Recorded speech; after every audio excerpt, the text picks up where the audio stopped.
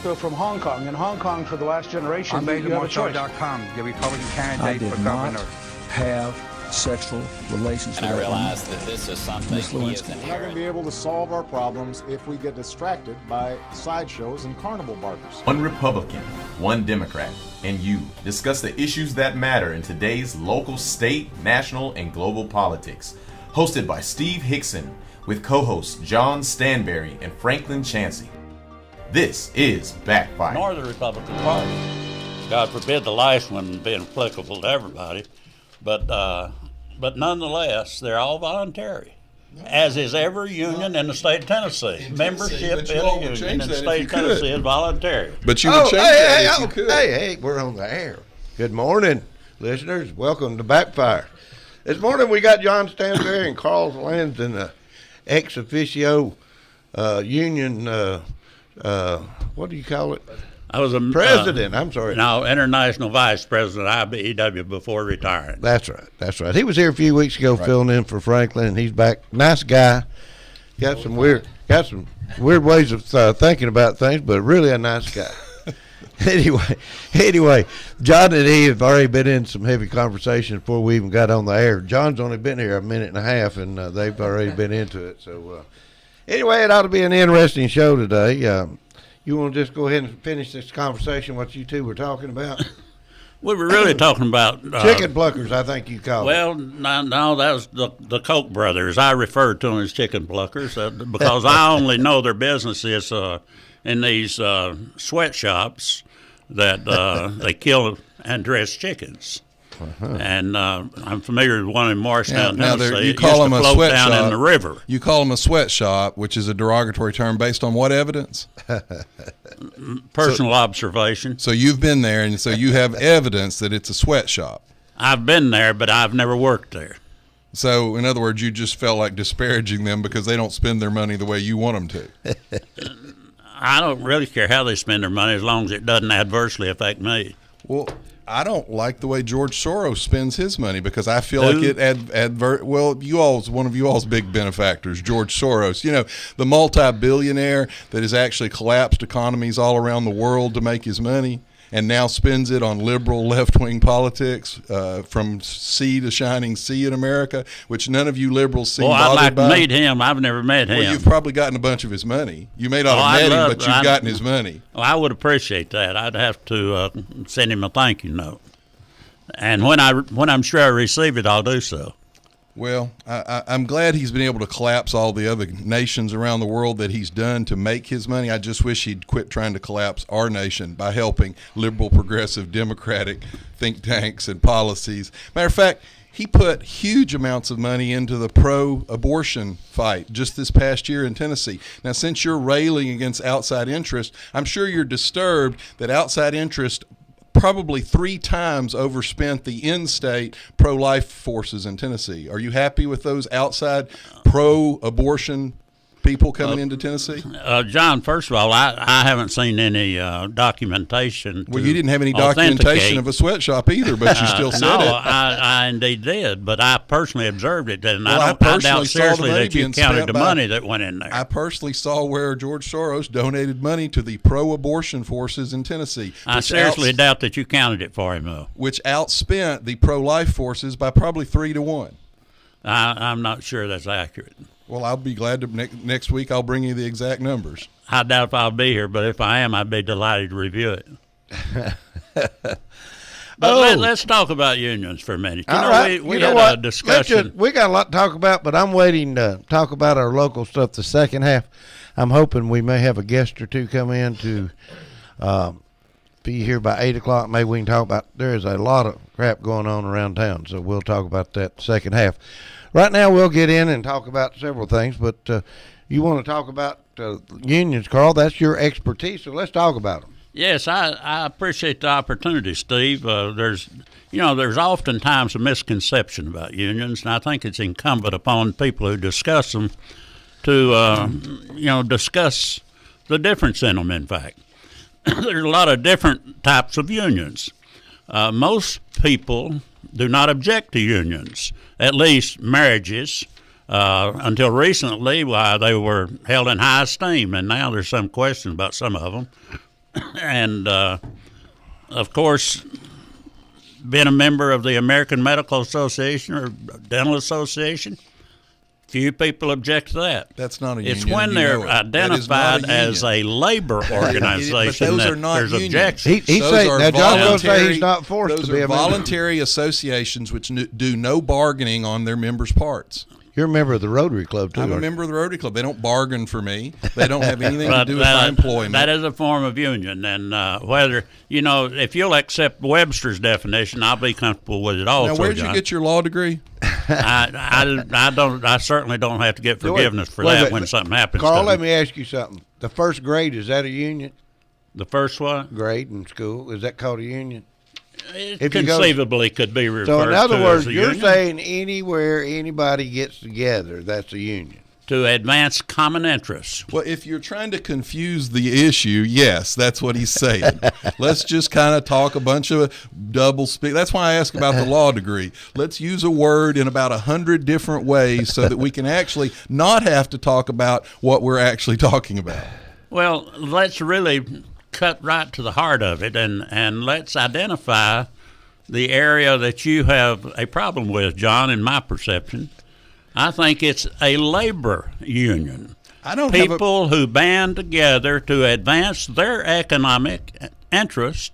voluntarily as band together members or of a labor compulsory. union. Now, here, I don't have a problem with labor unions at all. I think I am for competition. I'm for free enterprise, and the labor unions are free to compete. What I don't like is when government gets in bed with the union and forces people to pay dues whether they want to or not. Now, if you're happy with that, then maybe you can discuss it with Vladimir Putin about how they run the Russian economy. I don't like it over here. I don't like people being forced to do something they don't agree with.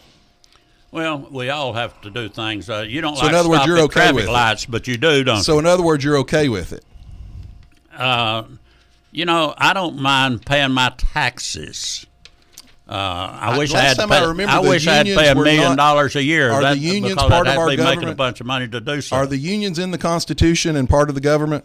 The unions are an element. In fact, they are an extension of democracy. They absolutely are not. They are an like extension anything of else. democracy. They are like anything else. The people can take them or leave them. In a democracy, people get to choose. In a non-right-to-work state, the people don't get to choose a union. But They're we're forced. right in the heart of a right-to-work state. Right here in and Bradley you would, County, and you we're would right in the change heart that of if it. you could, wouldn't you? I have not changed Well, that. the unions important in- thing the is I unions have in- not changed it. It's not my option. The unions in Kentucky are trying to change it, right? As we a speak. lot of states have right to work laws that are challenged. And the frequently. union fought every one of them and is against every Well, one the of them problem- and would change every one of them.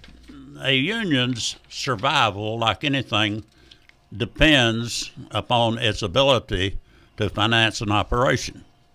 Well, why? If it was such a good deal, they wouldn't have to worry about survival. The why people does would the flock state of to them. Tennessee charge people taxes? And all people, a Cannot lot of people compare drive a cars that don't voluntary want to group buy a to the license. government. Why don't we just nationalize everything then? And you and your liberal progressive buddies can pick and choose what groups we belong to and what groups we don't. We being you, are you you- subscribing to that? Do you own a gun? Oh yes. Do you belong to the National Rifle Association? No, I do not. I think you ought to be forced to. Because you know really? what? You benefit from all of their activities, so it is unfair for you to benefit from their activities without paying NRA dues. So I'm going to go get the government to pass a law to force you to join the NRA.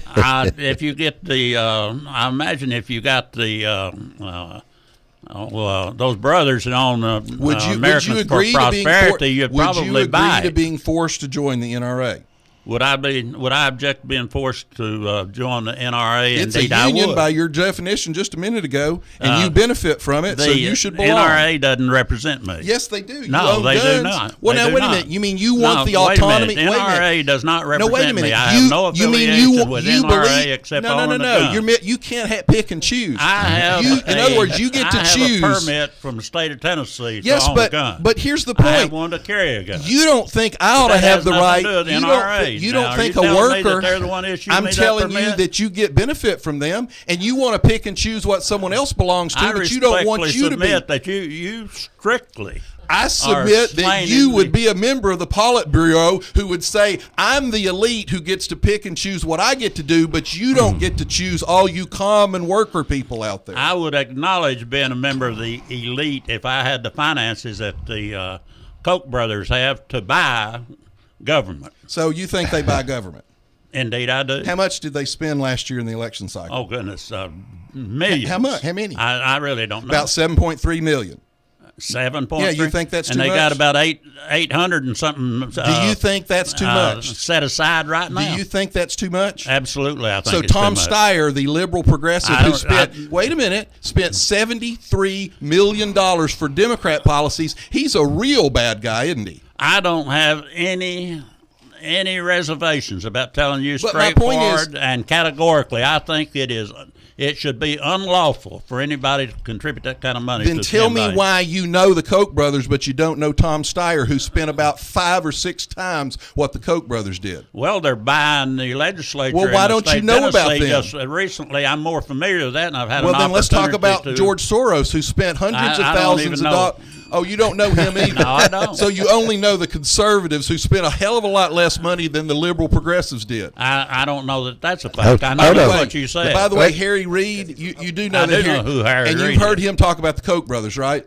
He knows all the Democrats. Oh, he's railed against the Koch brothers. Guess what? Well, I can He took- understand. In fact, I share his view. If he's, well, except that he took questioned. money from the Koch brothers just two years ago in his own election cycle. That doesn't shock me. Hold on. Let's slow him down a little bit now. Y'all getting a little wound up. Hey, let me ask you a question, Carl. What do you think about Jimmy Hoffa? Jimmy Hoffa represented his membership. By the way, do you know where he's at? Yeah. Probably in Shea Stadium. I don't know. Well, That's actually the correct Most likely he's seen the pearly gates that some of the rest of us might not most see. likely he didn't see the pearly gates. hey, let me ask you another question. What's your opinion of our President Obama? I think he's our president. Okay. You think he's our president? Do you think he's doing a good job? Bad job? He's doing things probably as best he can with the constraints he has. I wouldn't do some of the things he's doing. Well, wait a minute. Let me rephrase this again. From 1 to 10, 1 being the worst and 10 being the best, where do you rank Mr. Obama? That would take me some time to really put an honest rating. I would say this, sir. Mr. Obama, like all presidents in my lifetime, has done some things that I absolutely would not do, others that I would have done differently. But so did Dwight Eisenhower, and he is a great general and a good president. So you think Obama's doing a good job?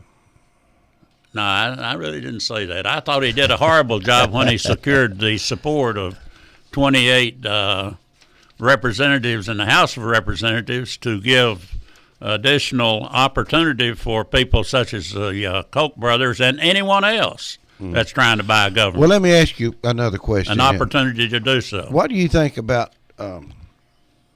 Obama teaming up with somebody like Mr. Al Sharpton, who is a known troublemaker? Yeah, but he's a union supporter, so he's a good guy. Known troublemaker. Owes the government millions of dollars in back taxes.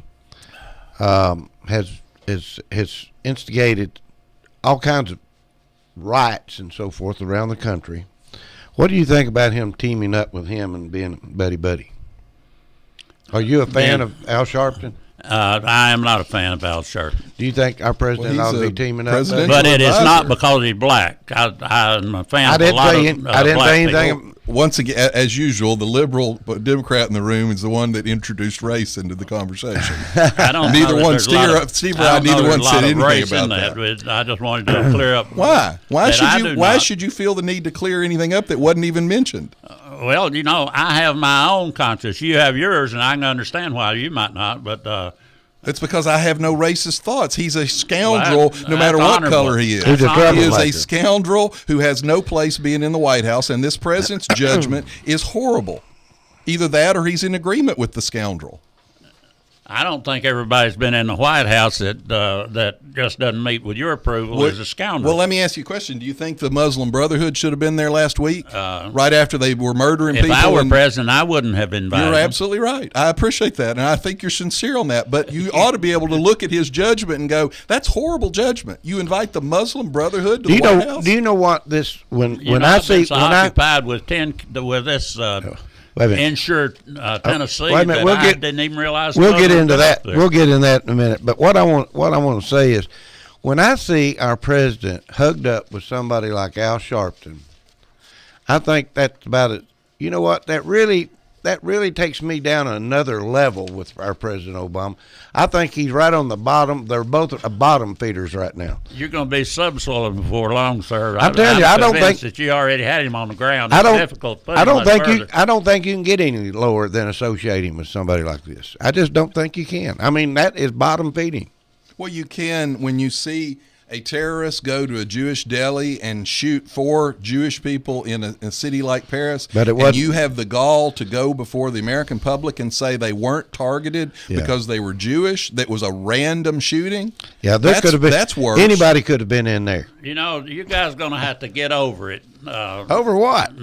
Mitt Romney did not get elected the last time he ran. Well, guess what? Just like guess what? I think we finally got I believe we finally have a lieutenant governor that realizes he lost the election, and he retaliated recently. The only thing you can really say about Obama right now is he's still here. And he'll be here for a while. Well, no, he ain't got that much longer left. Well, that's a little over 700 days. How many hours? A little over 700 days. That might not seem like long to you, but it sure seems like a long time to me. It is a long time because a man with his poor judgment can do a lot of damage in 740 days or however many days. It's between 700 and 800 days. Well, let me ask you another question, Carl. Do you think that he ought to be closing Gitmo? Think he ought to be closing Gitmo? Yeah, letting these prisoners loose. I think Gitmo should have been closed a long time ago. Why? Well, it was used as a detention center to avoid people becoming cognizant of what the hell is going on there. And I think that, I'm a beneficiary of the Geneva Convention, as was anybody else that ever served in the Marine Corps. Carl, who does the Geneva Convention apply to? Pardon? Who does the Geneva Convention apply to? It applies to anyone in service during the time of war. It limits the information they are required to give out. What's the key word as far as anyone in service? Soldier. Soldier. Anyone is captured. No, it's not. It's a soldier, and you know that. It's a soldier. It applies to people in the military. Are these people in the military that are in Guantanamo? Some of them probably are were. Are they recognized soldiers of a foreign country? I cannot tell you that. They're not. I do not know that. No, everybody agrees they're not. So no, everybody doesn't. Well, actually, the liberals even agree they're not. Now, they claim the Geneva Convention ought to apply anyway. My point is the Geneva Convention doesn't ever, and in the past it has. We had Nazis that came ashore in Long Island and in Florida during World War II to do sabotage, and they were summarily executed without anybody pitching a fit over the Geneva Convention or any kind of rules because they were spies. But John, you got to remember that was 5 or 6 years before the Geneva Convention was even held. But my point is the Geneva Convention is supposed to apply to soldiers. None of these people are soldiers. The Geneva Convention was created to avoid the very type of thing that you referenced. No, actually it wasn't. You shot people without even... Well, they weren't shot. I said they were run through the court system, but very quickly they were condemned and they were executed. John, during the time of war... countries and individuals both do a lot of things that are questionable, well, you know but you have more latitude too. Right, but that actually brings up a really stark difference between liberal progressives and conservatives, and certainly this president. Apparently, you all can't figure out that we're at war right now. You can't figure out that the radical... We're back trying to get permission for a war Radical now. Islam is attacking not just America, but Western civilization. And if you can't recognize your enemy, you damn sure aren't going to defeat him. I will submit that's an accurate statement. But that's about the only part of that I would lend any recognition for This authenticity. president can't even figure out that the Jewish people in the Jewish deli, who the shooter actually said, I'm targeting Jewish people, was actually targeting Jewish people. He just refuses to. And then he sent his own press secretary out to defend the statement that, they could have been targeted anywhere. It was random. Let's reserve a little time to talk about Insure TV Tennessee. Well, we can give you all you want. No doubt that's a topic that is very current, and I can't hope to influence anything on the world level. Okay. Let's talk about vote on Tennessee. We've got headlines in the paper today about it. So, Yep. Anyway, John, I tell you what, Carl, you go ahead and tell us what your opinion is. You know, I think it's wonderful, and I'm sure my colleague here is more familiar than I am with RAM, which is a great organization, I think. It is. And I've participated in it. And that's fantastic. I'm glad to hear you participate in it sometime, John. But, you know, it's amazing. Some people are saying there's no need for assistance in the health care, and there's nothing wrong. People are getting all the treatment they need. RAM came into Knoxville recently, and there was a 2-day waiting list of people coming in from everywhere out there to get medical treatment because it's free. And some of them were in wheelchairs. And I don't think that we ought to sit on our duff and wait for that to happen. And I think what happened last week in the state of Tennessee is deplorable. I think it was a repugnant act on the part of those legislators. And quite frankly, I think it was a repugnant act on the part of the lieutenant governor to stack a committee with a bunch of people that didn't normally sit in there from this area, and all of whom, or at least 3 of them, voted against that, and that could have been the balance. The committee that normally handles that thing, it's unknown whether or not they would have turned it out. Well, it was a special session. You appoint special committees for special sessions. You have special committees to handle special business. And this was a special session called to handle special business, and so he formed a new committee to handle it. Well, I think it was a repugnant act. So you think this should have been it's passed? Deplorable. I think that it cost me, it cost every inhabitant of this state. How did it cost you? It will cost me. I'll be paying monies into the federal government that will not come into Tennessee timely at the tune of about $2 billion. And where will we get to that? Assist well, people. We're already $18 trillion in debt. Where is this this idea that federal money grows on trees? Let me throw a couple of things at you. John, tell me how tell some of your colleagues that. I noticed in the paper right last week that your local people here are really moving. Everybody else gets about $90 to bed prisoners from the federal government.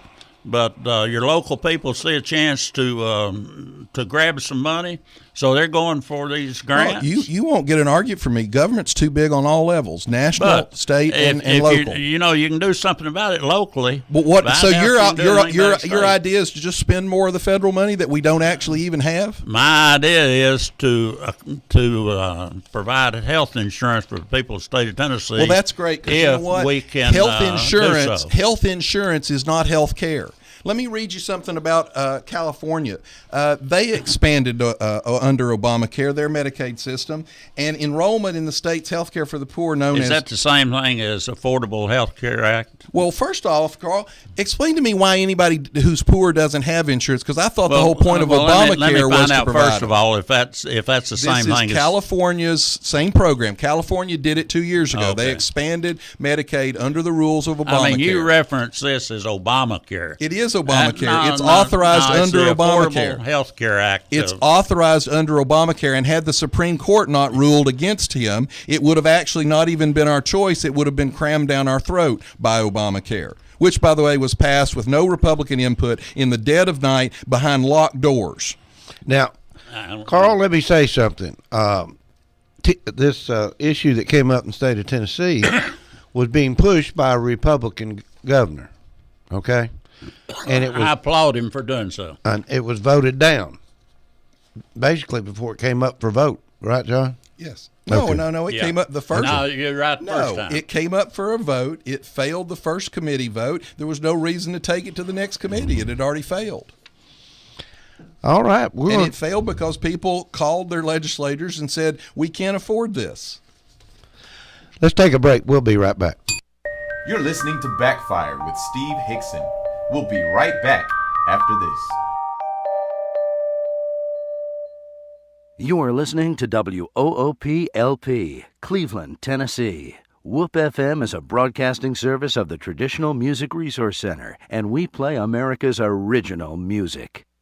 Check into cash. The cash you need is closer than you think. Get an auto title loan today for up to $2,500 at Check Into Cash. You drive home with the cash in your pocket. Visit Check Into Cash for an auto title loan today, or get a payday advance for up to $425. Call toll-free 877-262-CASH. Title loan amount determined by value of car and ability to repay. Borrowers often use payday advances over a period of months, which can be expensive. Restrictions apply. See store for details. Guns, guns, and more guns. That's right, folks. U.S. Money Shops has just received a large shipment of pre-owned Glock 22s, 23s, and the awesome Beretta 8040D Cougar. These guns are law enforcement trade-ins that start at just $379.99 while supplies last. At U.S. Money Shops, there's no shortage of guns, so if you're looking for a great deal on a newer pre-owned gun, then check us out first. Buy or sell or coin today. The better way at U.S. Money Shops. Visit usmoneyshops.com for the location nearest you. If you need a little green, Lending Frog is making deals. He'll lend you cash on any kind of wheels. Borrow just a little, or you can borrow big. Lending Frog is a new financial gig. It's hip to hop into cash. LendingFrog.com is making a splash. Dig it, dig it. Dig it, dig it. I'm about to whip somebody's ass. Oh, I'm about to whip somebody's ass. Oh, if you don't leave me alone, you're gonna have to send me home, 'cause I'm about to whip somebody's ass. Hello, this is the Matador. You know, every once in a while, you and your spouse or maybe a girlfriend might get into a little dispute. The new policy is now if you call the police, they're going to take both of you. It's going to cost twice as much. But if you want someone to bond you out, someone that's going to be there quick and dependable, that's Speedy's Bonding, who's been in service for 25 years. If you say the Matador, you can get 25% off. And his number is 479-9905. Hello, my name is Andy Figglestaller with Ed Jacobs & Associates. We are an employee benefit and insurance broker in business for the past 20 years. The new healthcare law, also known as Obamacare, has finally arrived. The law is complex and the choices are confusing. You have questions, we have the answers. It is our passion to find cost-effective solutions for every client. The solutions will be different for every person or business. Let our knowledge, experience, and passion go to work for you. Contact us today and let us assist you through this process. Our phone number is 423-473-0202, or you can find us on the web at edjacobs.com. Dr. Christopher Chase, with Associates in Plastic Surgery, now offers his patients the convenience of a Cleveland office at 2350 North Ocoee Street. Dr. Chase specializes for the ladies in breast augmentation, including lifts, reconstructions, and reductions, also tummy tucks or mommy makeovers, and facial rejuvenation, including facelifts, eyelids, brows, nose, and he also offers Botox procedures. Check out Dr. Christopher Chase. He is certified by the American Board of Surgery, the American Board of Plastic Surgery. He's a member of the American Society of Plastic Surgeons and the American Society of Aesthetic Plastic Surgery. Check their website out at aprs.md. That's aprs.md. Call for your convenient appointment in Cleveland at 624-0021. 624-0021. 2350 North Ocoee. That's Dr. Christopher Chase.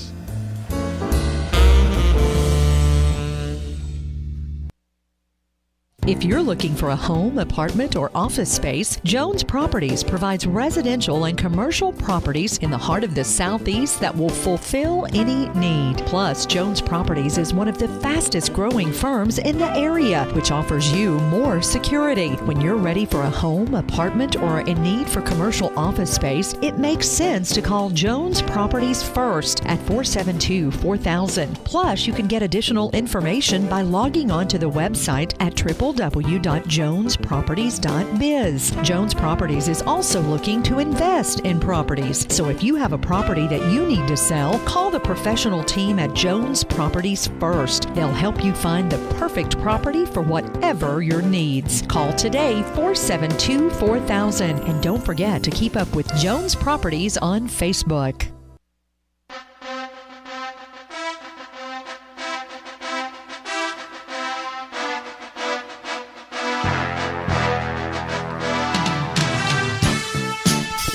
All right, Cleveland. We're back in here with Backfire with Mr. Carl Lansden and John Stanberry this morning. We was hoping we was going to have some local guests show up, and hopefully we still will. There's a lot of things going on around town that we'd like to talk about. They've there was an article in the Chattanooga Times this morning, and I'm going to go ahead and put this one out, that Bradley battles reckless behavior, and it's about it was an email sent to Kevin Brooks, Republican, escalated a conversation about amongst the Bradley County commissioners. Anyway, Mark Hall accused Commissioner Dan Rawls, founder of the Tea Party Southeast Tennessee, of sending an intimidating email with threats and accusations to Commissioner Brooks. This is in regard to Brooks' position on Insure Tennessee, Governor Bill Haslam's proposal to use federal Medicaid funds to extend health insurance coverage. Anyway, I think that Mark Hall and Dan Rawls are going to be into it now, it looks like, over some of these issues. Opinions, please. Well, I personally, if you're in politics, you got to have a thick skin. And I don't have a problem with people saying, I disagree with you on this or that. Lord knows, as loudmouthed as I am, I've had plenty of people disagree with me. Mm-hmm. And I take it because I'm the one that put myself out there, and I'm not even in an elected position. If you're in an elected position, people are going to disagree with you. They're going to send you letters, and those letters are going to include, I don't agree with you, and this is an important enough issue to me that I'm going to work against you in the next election. That's democracy. Yeah. So I don't have a problem with it. Well, do you think a county commissioner should be voicing his opinion on something like this and being so vocal about it when it doesn't even reflect his district? Well, he's a taxpayer. He has the same rights anybody else has. He has the same rights as anybody else. So I don't think you leave your constitutional rights at the door when you sign into the county commission or the city council or anything else. So fairness. Some people would actually argue that he has more responsibility because as an elected official, he has a bigger mouthpiece for the constituents in his district and their taxes. Mm-hmm. Rawls questioned Brooks' integrity and does not even live in the representative's district. I don't think Brooks did not ask him to speak on the matter. I don't think you should question any people's integrity because you disagree with them. But I don't, on average, I don't have a problem with people disagreeing. But, the individual might have a reason to have his integrity questioned. Well, he may or may not. He might have some foundation for that. But Kevin, he ought to do it without being disagreeable. Kevin doesn't. Disagree with it. But my point is, I wouldn't have questioned his integrity. People disagree on issues. And, the thing for me, I guess I'm a glass half full person. Because if I'm an elected official and someone challenges me on an issue, rather than being bothered by that and saying they shouldn't do it, what I'd rather do is go out there, prove my case, make them look like they're wrong and I'm right, and instead of losing, you end up winning the issue. I'm a little bit confused with this conversation. This is in Chattanooga Times today.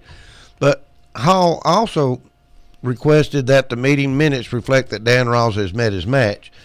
Now then, did Dan Rawls bring this out publicly at the county commission meeting, which made it part of the meeting? I don't. Is that think what got Mark Hall upset? No, I don't think so. I think this was, and I don't know.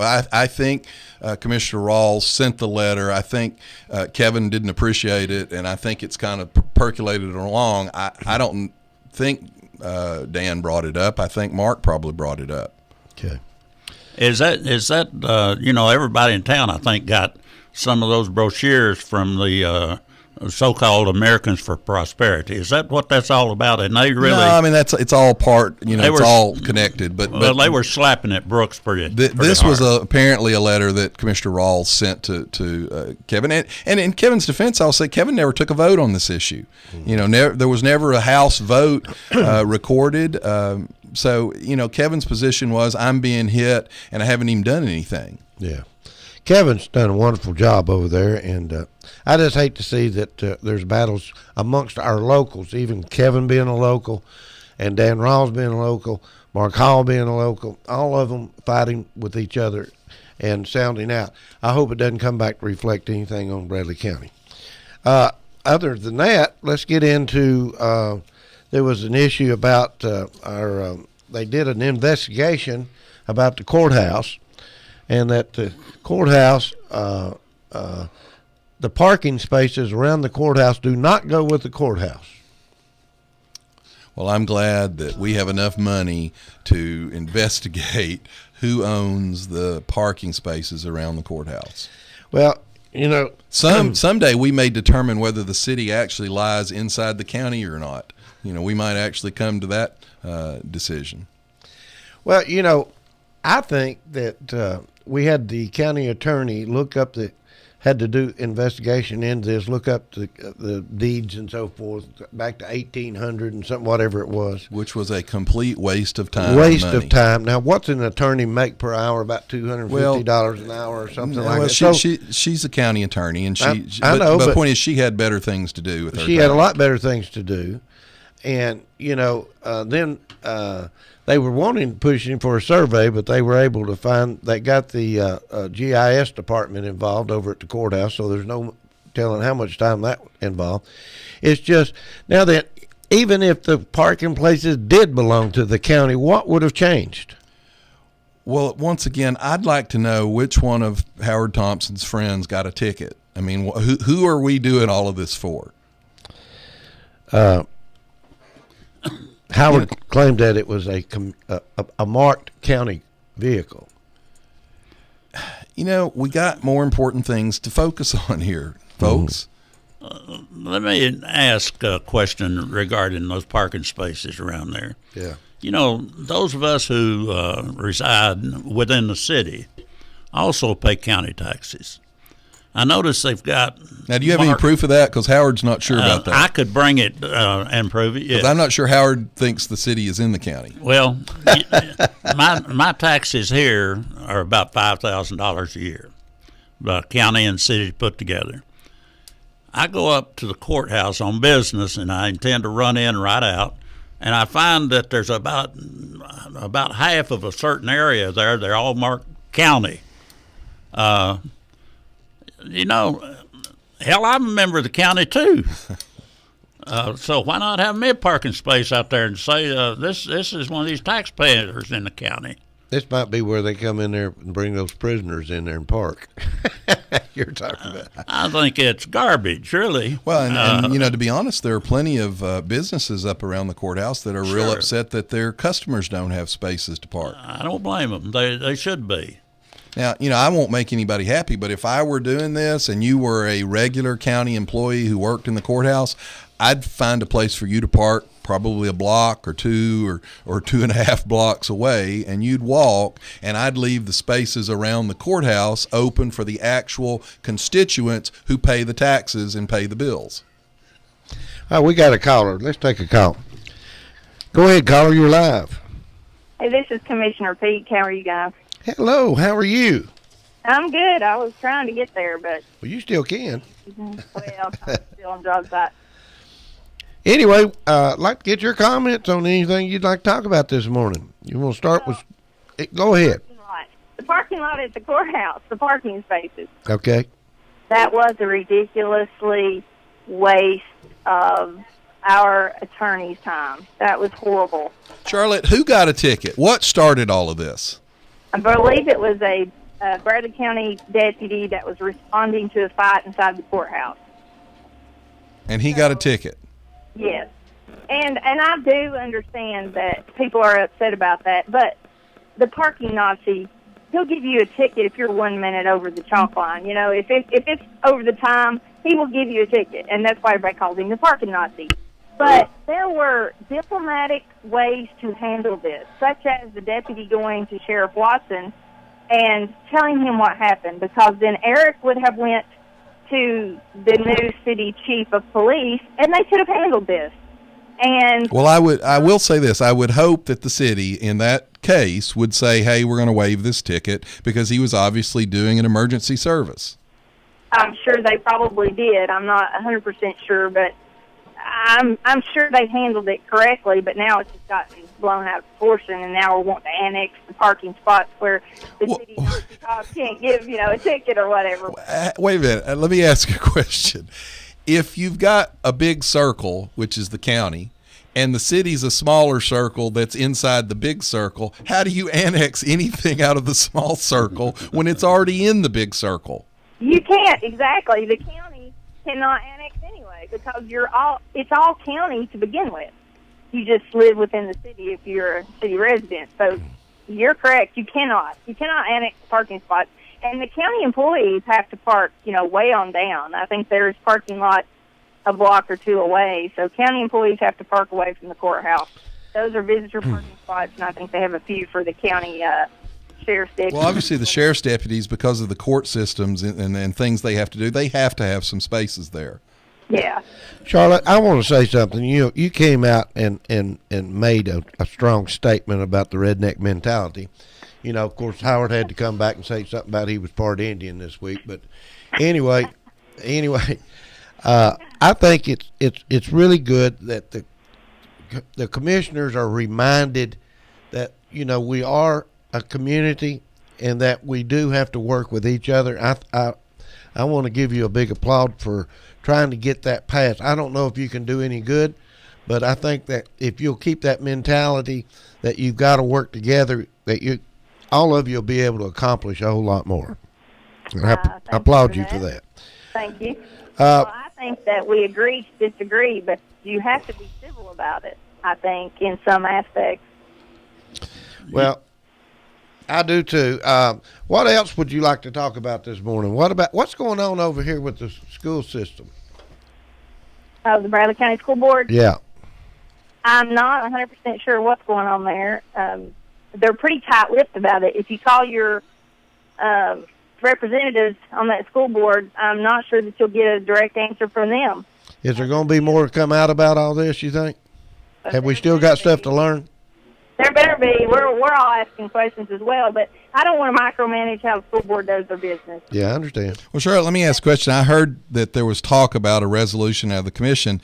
You all are a duly elected body, and the school board is a separate duly elected body. Don't you feel it's inappropriate for you all to be passing resolutions, whether it's for or against, telling the school board what they should or shouldn't do? Well, that's a tough question. You've got your personal side of it, and I understand that. And I like Tony McDaniels. I have no issues with him whatsoever. I think he's done a fine job. However, do I feel it's the commissioner's responsibility to tell the school board how to run their school board activities? I do not think it is. But then on the other hand, is it our business to send resolutions to Nashville encouraging them to vote a certain way? Where do you draw the line? Is it our business to ever send a resolution expressing how we wish a body would vote? So I don't really know. Well, I mean, I would make the argument, though, Charlotte, that there's a difference between a resolution going to Nashville about an issue, an issue type statement versus an actual personnel matter. True. Well, this resolution that I think Romanger put on there was not to encourage them not to fire him, but in support of Johnny McDaniels, I guess. But yeah, you're correct. I don't know if that will go forward or not. It puts us all in a precarious situation You know, it's like if you vote against him, are you voting against him as a person, or are you voting against the resolution because you don't feel that the resolution should be put up there? Well, as I understand it, he actually requested the buyout. Yeah, that's what I heard. Yes, You know, it's really requested it. it's confusing when you read some of this information. Last year, he was voted the top superintendent in the state of Tennessee. By who, though? By their organization. I mean, you know, that's like the county. That's other superintendents. You across join the an state. organization and you pay dues, and they use the dues to print certificates to give you an award. Well, there's been several lawsuits involved while he was there, right? There's been a lot of money lost because of decisions that were made. Yeah. You know, Charlotte, as one of your constituents, I'd like to suggest that I appreciate the fact that you guys express your views, because that's where without some communication between the two bodies, there'd just be a standoff like some of these disputes between the county and the city. And when you do that, then you're more comfortable funding them. On this city-county thing, you know, one additional element of it is under the arrangement now, in order to annex, you'd have to take a vote with somebody. I don't know who you'd vote on those parking spaces around there, but I'd cast my vote to kick those privileged parkers out unless there's emergency. Why don't y'all vote and get the city to agree with you to let Howard Thompson have one reserved spot he can let park anybody he wants to there? Yeah, they would probably do that. Let me ask you another question. City Council's been talking about the EMS system and so forth. Now they're throwing all their support back into the EMS, stating that basically they don't want to start another EMS system, but they just think that possibly the county's not funding this one enough, that the services are not, it's going to be as good with the funding that's being cut back on this, and that they want to keep the service going, that the city taxpayers pay a good portion of this taxes into this to have this fund. Anyway, they want to promote the county and putting more money in the EMS. How do you do that when you don't have any money? That's what I want to know. Well, John, we had money to research who owned the parking spaces. Yeah, that's what kills me about all this. If you're short on money, then you need to prioritize, and you don't need to waste money on things that are not necessary. And I don't know how much it costs to research this. Probably not a lot, but it's the point of the matter.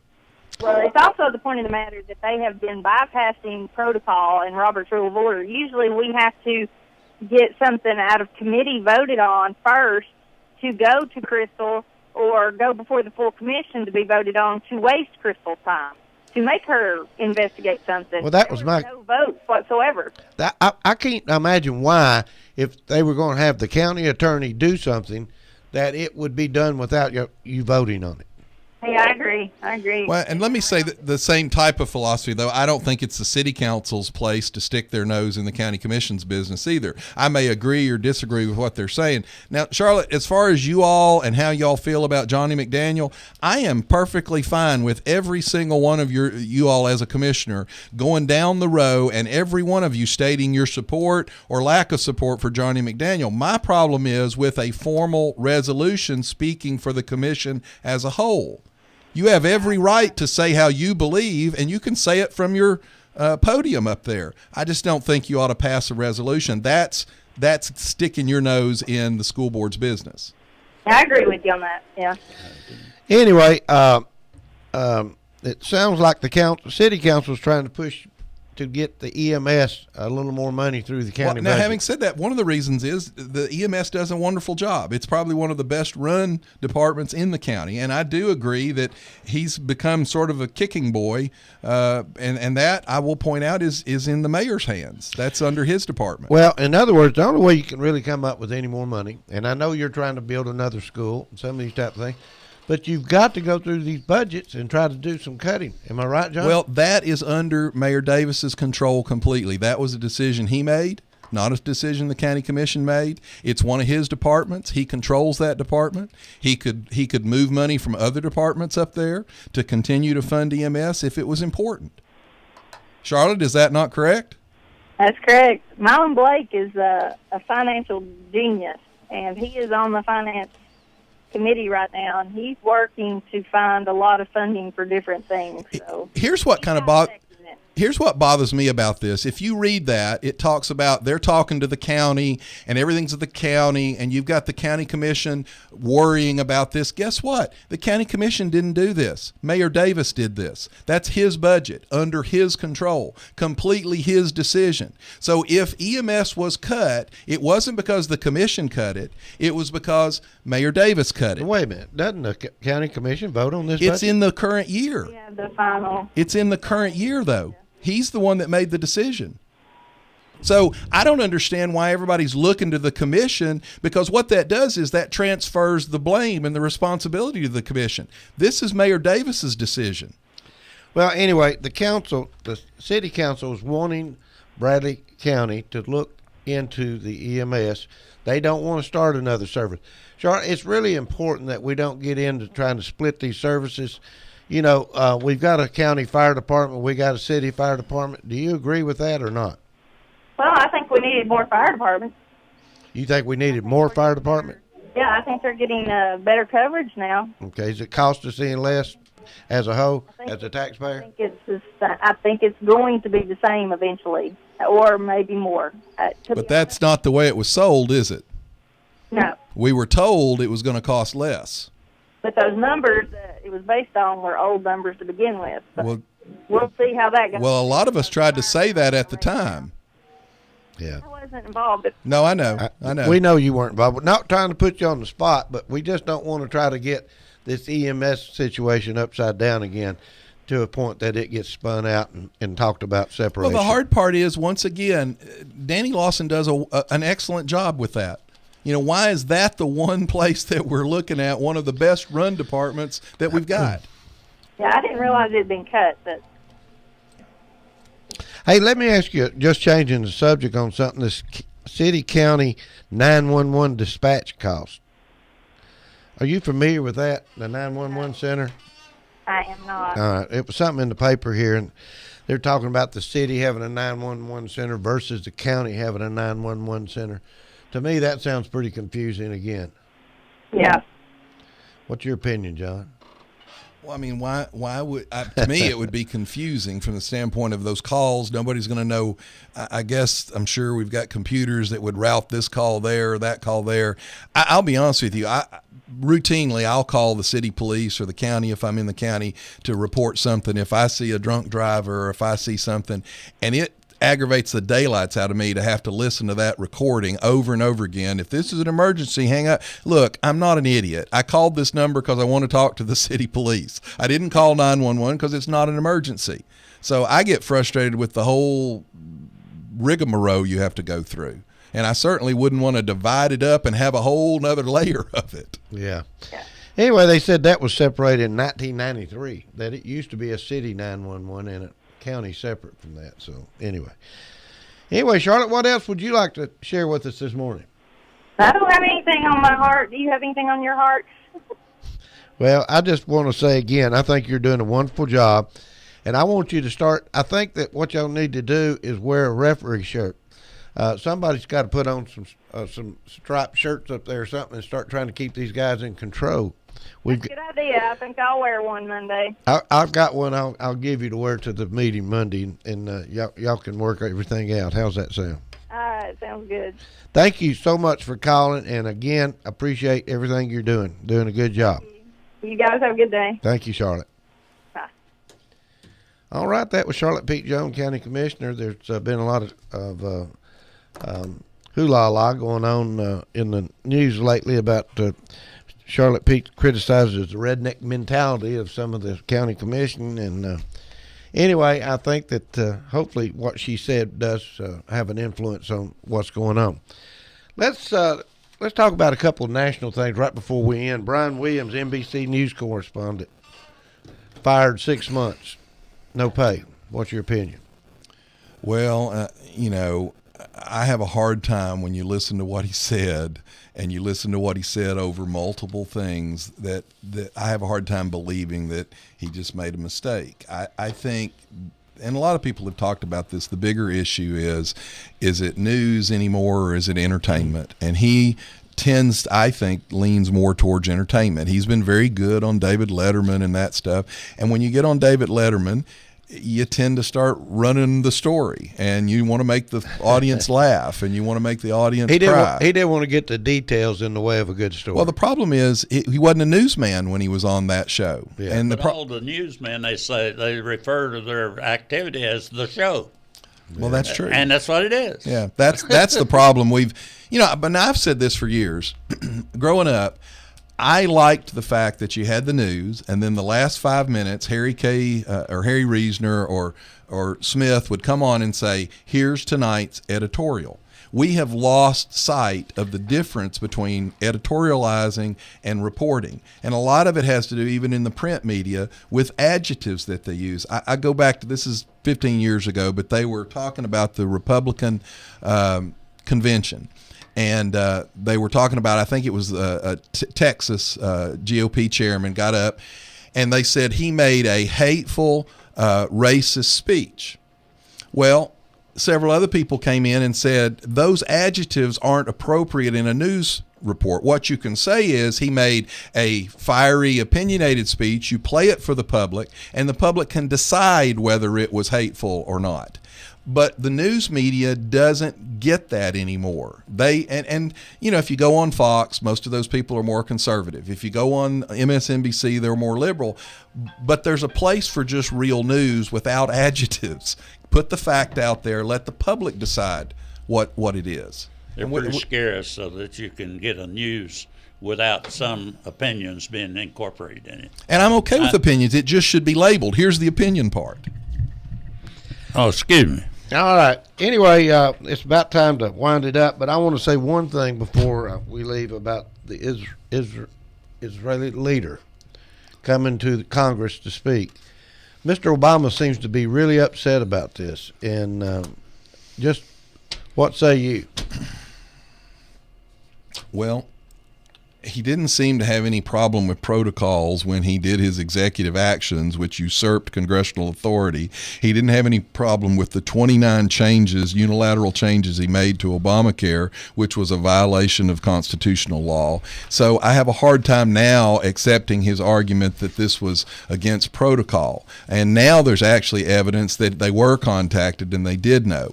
My other problem with this is, how can you label this as political when one of the president's top campaign advisors is, as we speak, in Israel working for the campaign against Netanyahu? So I think he's Why has that not been talked about a little more? Because the liberal media is they're very pro-Palestinian. They're very anti-Israel. There's anti-Semitism is actually on the rise all over the world. When the president comes out and says that the Jewish people in that deli in Paris weren't targeted, you might want to tell that to the tens of thousands of Jews who are now leaving France and moving to Israel for their own safety, because somehow they feel targeted. I think the best thing that America could do is not put any more fuel in the Air Force One to fly overseas anywhere, because right now, if this man gets involved in any kind of foreign affairs, all he does is upset the apple cart. We need to somehow cut him off. Steve, let me say one thing. I've a couple of times since we've been on the radio, I've asked people to say a prayer for somebody, and I don't like to put names out because I don't ever know whether people want it or not. But I just want to tell people there's a young family in town that's had a really, really tough time and a tragic event in their family, and they're trying to deal with it. And it's hard questions like, why did this happen? We didn't do anything to deserve this. So I don't want to give any names, but I would just ask people, when you're saying your prayers, just think of a young family that needs support and God's grace, please. All right. With that being said, Carl, thanks for coming in today. Thank you. I've enjoyed it immensely. All right, John, we'll see you next week. Bye-bye, everybody. Backfire with Steve Hickson, John Stanberry, and Franklin Chansey.